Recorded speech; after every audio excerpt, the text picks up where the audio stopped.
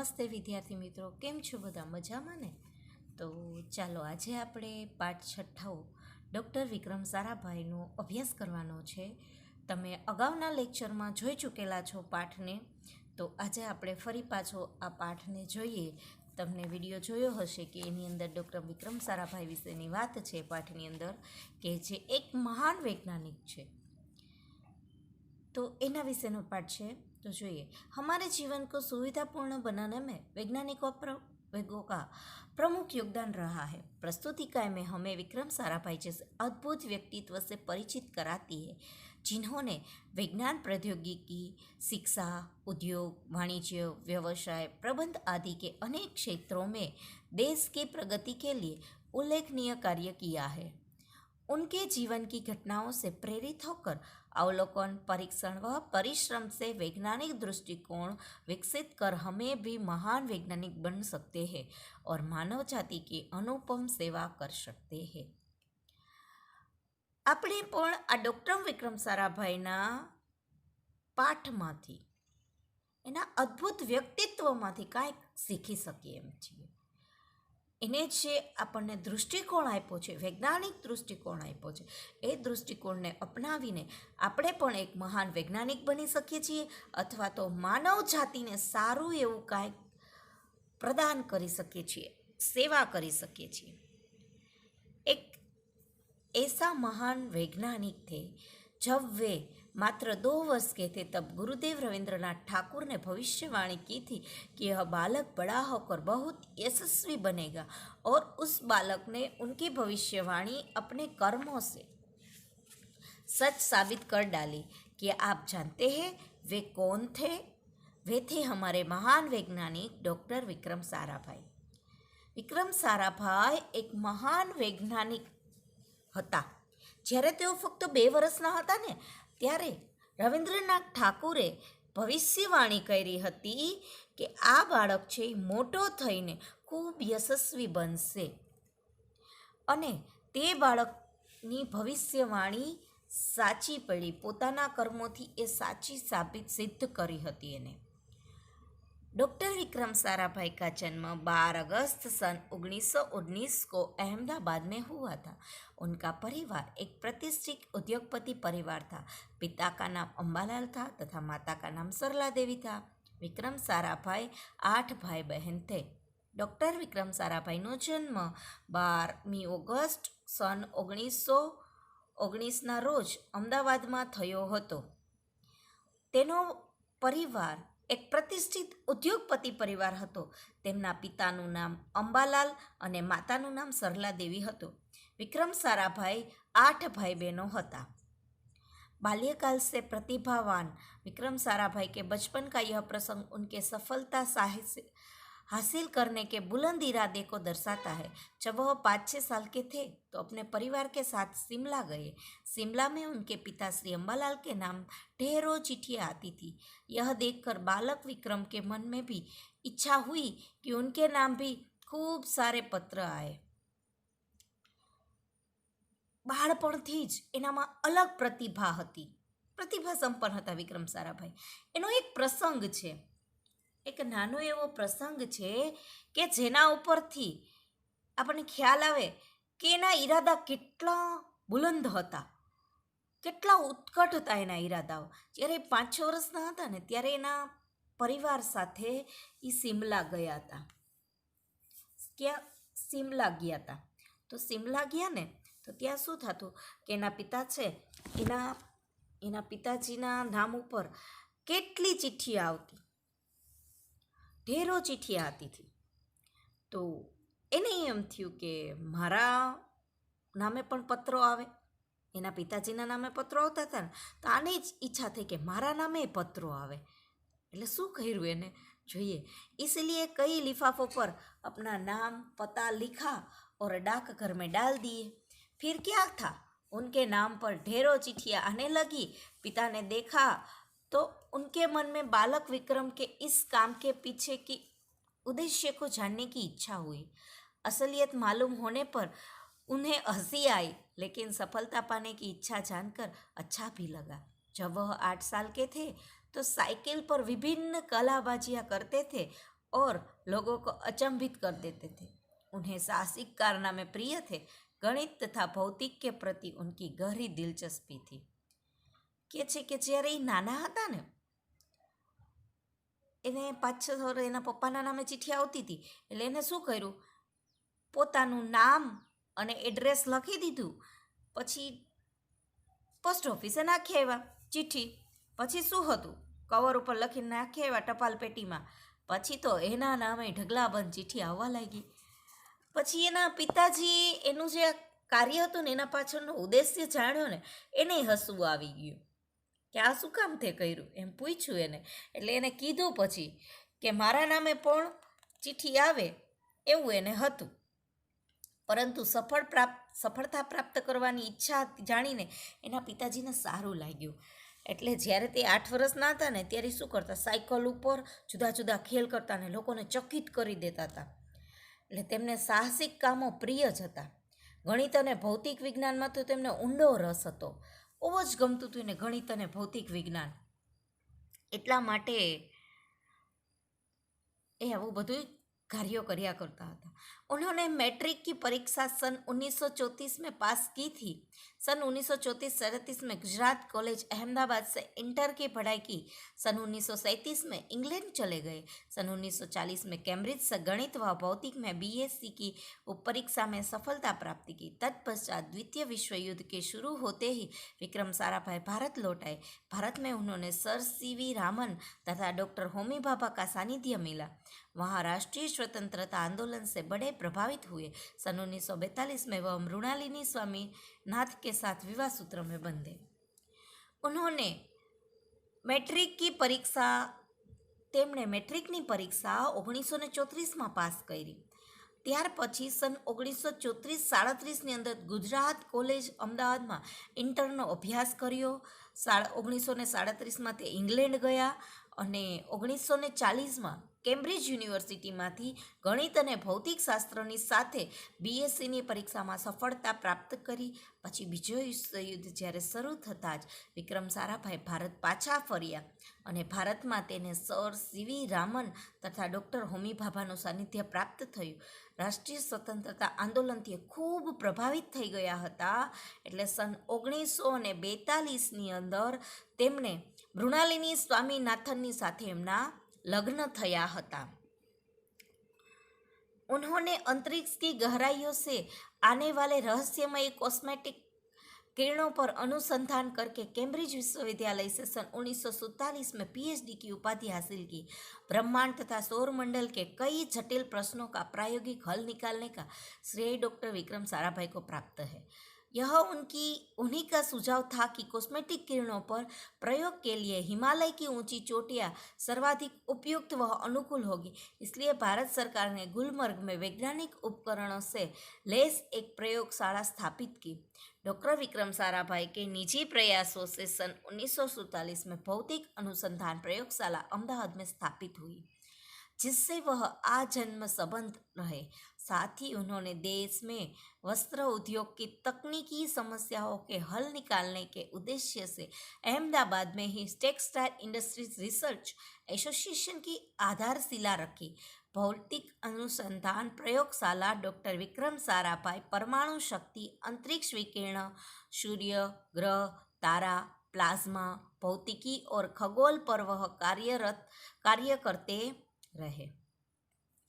તેમણે અંતરિક્ષના ઊંડાણમાંથી આવતા રહસ્યમય બ્રહ્માંડ કિરણો વિશે અનુસંધાન એટલે શોધખોળ કરી ને સન 1947માં કેમ્બ્રિજ વિશ્વવિદ્યાલયમાંથી પીએચડીની ઉપાધિ પ્રાપ્ત કરી બ્રહ્માંડ તથા સૌરમંડળના અનેક જટિલ પ્રશ્નોનો પ્રાયોગિક ઉકેલ શોધવાનું શ્રેય ડૉક્ટર વિક્રમ સારાભાઈને પ્રાપ્ત થયું છે।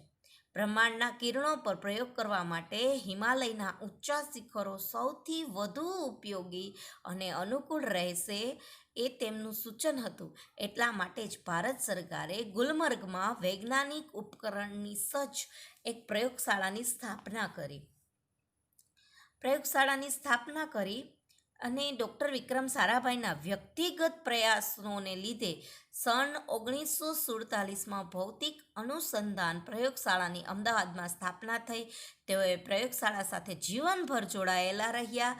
તેમણે દેશમાં વસ્ત્ર ઉદ્યોગની ટેકનિકલ સમસ્યાઓનું નિરાકરણ કરવા માટે એના ઉદ્દેશ્યથી અમદાવાદમાં ટેક્સટાઇલ ઇન્ડસ્ટ્રીઝ રિસર્ચ એસોસિએશનનો પાયો નાખ્યો. ભૌતિક અનુસંધાન પ્રયોગશાળા ડૉક્ટર વિક્રમ સારાભાઈ પરમાણુ શક્તિ, અંતરિક્ષ વિકિરણ, સૂર્ય, ગ્રહ, તારા, પ્લાઝમા, ભૌતિક અને ખગોળ પર તેઓ કાર્ય કરતા રહ્યા હતા. સન 1961 में वे परमाणु ऊर्जा आयोग के सदस्य बनाए गए. डॉक्टर भाभा के मृत्यु के पश्चात परमाणु ऊर्जा संस्थानों का भार युवा वैज्ञानिक डॉक्टर विक्रम साराभाई के कंधों पर ही आ गया. उन्होंने भारतीय अनुसंधान केंद्र का गठन किया. डॉक्टर विक्रम साराभाई इसके पहले अध्यक्ष बने. यह उनकी अगुवाई एवं अथक परिश्रम का ही परिणाम है कि भारत में दूरसंचार, दूरदर्शन व मौसम विज्ञान के लिए प्रक्षेपित अनेक उपग्रह अंतरिक्ष में सफलतापूर्वक कार्य कर रहे हैं. 1961માં તેઓએ પરમાણુ ઉર્જા આયોગના સભ્ય બનાવવામાં આવ્યા. ડૉક્ટર ભાભાના મૃત્યુ પછી પરમાણુ ઉર્જા સંસ્થાની જવાબદારી યુવાન વૈજ્ઞાનિક ડૉક્ટર વિક્રમ સારાભાઈના ખભા ઉપર આવી ગઈ. ડૉક્ટર વિક્રમ સારાભાઈ ઉપર આવી ગઈ. તેમણે ભારતીય અનુસંધાન કેન્દ્રોનું ગઠન સતત પરિશ્રમને લીધે જ ભારતમાં દૂરસંચાર, દૂરદર્શન અને મોસમ વિજ્ઞાન માટે મોકલેલા અનેક ઉપગ્રહો અંતરિક્ષમાં સફળતાપૂર્વક કાર્ય કરી રહ્યા છે. તમે લોકો વિજ્ઞાનની અંદર ભણતા જ હશો કે આપણા અંતરિક્ષની અંદર આપણા કેટલા ઉપગ્રહો છે, જેના લીધે આપણને દૂરદર્શનની ચેનલો જોવા મળે છે, તેમજ મોસમ વિભાગની જાણકારી મળે છે, તેમજ આજે આપણે અહીંયા બેઠા હોય અને બીજી જગ્યાએ આપણે વાત કરી શકીએ છીએ દૂર દૂર સુધી સેટેલાઇટ દ્વારા. આ બધું જ ડૉક્ટર વિક્રમ સારાભાઈને આભારી છે. डॉक्टर विक्रम साराभाई ने अपना संपूर्ण जीवन भारत तथा विज्ञान के समग्र विकास के लिए समर्पित कर दिया. भारत के विकास में उत्कृष्ट योगदान के लिए उन्होंने कई राष्ट्रीय और अंतर्राष्ट्रीय सम्मान प्राप्त हुए. सन 1962 में उन्होंने डॉक्टर शांति स्वरूप भटनागर पुरस्कार, सन 1966 में पद्मा भूषण तथा सन 1972 में मरणोत्तर पद्म विभूषण और अलंकारों से नवाजा गया. निशस्त्रीकरण से संबंधित कई महत्वपूर्ण अंतर्राष्ट्रीय संस्थाओं में भी भारत के प्रतिनिधि रहे थे. डॉक्टर विक्रम साराभाઈએ પોતાનું સંપૂર્ણ જીવન ભારત તથા વિજ્ઞાનના સમગ્ર વિકાસ માટે સમર્પિત કરી દીધું હતું. ભારતના વિકાસમાં ઉત્કૃષ્ટ યોગદાન આપવા માટે તેમને કેટલાય રાષ્ટ્રીય અને આંતરરાષ્ટ્રીય સન્માન પ્રાપ્ત થયા છે. 1962માં તેમને શાંતિ સ્વરૂપ ભટનાગર પુરસ્કાર, 1966માં પદ્મભૂષણ તથા મરણોત્તર પદ્મ વિભૂષણથી સન્માનિત કરવામાં આવ્યા હતા. સાથે સાથે તેમને નિશસ્ત્રીકરણ સંબંધિત અનેક મહત્વપૂર્ણ આંતરરાષ્ટ્રીય સંસ્થાનો એવોર્ડ પણ તેમને મળેલો છે અને સાથે સાથે ભારતના પ્રતિનિધિ તરીકે પણ એ રહ્યા છે. प्रस्तुत विक्रम साराभाई सन 1966 में international council of scientific union के सदस्य रहे थे. सन 1968 में संयुक्त राष्ट्र संघ में यूनेस्को के विज्ञान विभाग के अध्यक्ष बने. उन्हें इंडियन जियोलॉजिकल यूनियन का प्रमुख बनाया गया. डॉक्टर विक्रम साराभाई ने 1966ની અંદર ઇન્ટરનેશનલ કાઉન્સિલ ઓફ સાયન્ટિફિક યુનિયનના સભ્ય બનાવવામાં આવ્યા હતા અને 1968માં સંયુક્ત રાષ્ટ્રસંઘ યુનેસ્કોના વિજ્ઞાન વિભાગમાં તેઓ એના અધ્યક્ષ બન્યા અને સાથે સાથે તેમને ઇન્ડિયન જીઓલોજિકલ યુનિયનના પણ પ્રમુખ બનાવવામાં આવ્યા હતા. ડૉક્ટર વિક્રમ સારાભાઈ सन 1970 में वियना अंतर्राष्ट्रीय अणु मंच के 14वीं परिषद के प्रमुख बने. सन 1971 में संयुक्त राष्ट्र संघ परिषद के उपाध्यक्ष बने. बाद में विज्ञान विभाग के अध्यक्ष बनाए गए. वह केवल उच्च कोटि के वैज्ञानिक ही नहीं थे, बल्कि व्यस्तताओं के बावजूद कला, शिक्षा व समाज के लिए पर्याप्त समय निकाल देते थे. उनके ही प्रयासों से अहमदाबाद में लोक विज्ञान केंद्र एवं नेहरू विकास संस्था की स्थापना हुई। यहाँ वह जन सामान्य की विज्ञान के प्रति रुचि जागृत करने के लिए कार्यरत रहे। ડૉક્ટર વિક્રમ સારાભાઈ સન 1970માં વિયેના શાંતિ આંતરરાષ્ટ્રીય અણુમંચની 14મી પરિષદના પ્રમુખ બન્યા. સન 1971માં તેમને સંયુક્ત રાષ્ટ્રસંઘ પરિષદના ઉપાધ્યક્ષ બનાવવામાં આવ્યા હતા. પછી વિજ્ઞાન વિભાગના અધ્યક્ષ બનાવવામાં આવ્યા.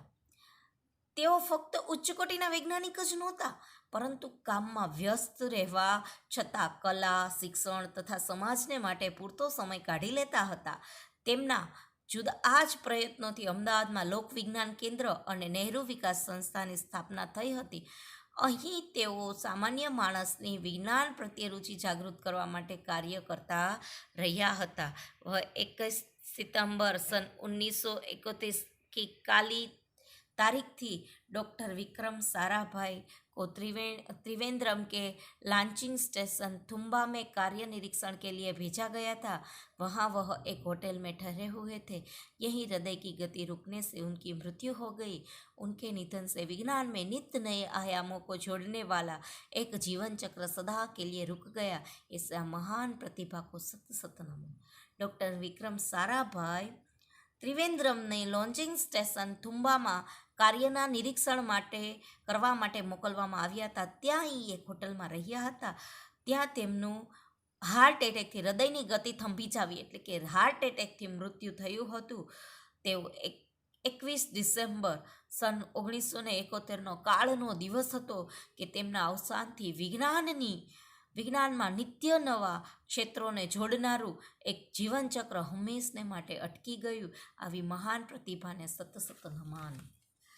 ડૉક્ટર વિક્રમ સારાભાઈના જીવનમાં એણે કેવા કેવા કાર્યો કર્યા છે એ વિશે આપણને આ પાઠમાં સમજૂતી આપી છે કે એને વિજ્ઞાન ક્ષેત્રે કેટલું નવું નવું સંશોધન કર્યું હતું કે જેથી કરીને આજે આપણે અલગ અલગ બધું જ વિજ્ઞાન આપણે પણ પ્રયોગ કરવા માટે અમદાવાદની અંદર લોકો પ્રયોગ શીખી શકે એ માટે એઓ હંમેશા કાર્યરત રહ્યા હતા કે લોકોની વિજ્ઞાન પ્રત્યે રુચિ જાગૃત થાય એ માટે પોતાના જીવનકાળ દરમિયાન હંમેશા જાગૃત રહે. આમ લોકો વૈજ્ઞાનિકો જ કરી શકે એવું નહીં, આમ લોકો પણ કરી શકે એ માટે હંમેશા એ કાર્યરત રહ્યા હતા. તો વિદ્યાર્થી મિત્રો, આપણે પણ આવા વ્યક્તિઓના વ્યક્તિત્વમાંથી કાંઈક શીખવું જોઈએ અને આપણા જીવનમાં કાંઈક એવું કરવું જોઈએ જેથી કરીને આપણે પણ આપણા દેશનું, પરિવારનું નામ રોશન કરી શકીએ.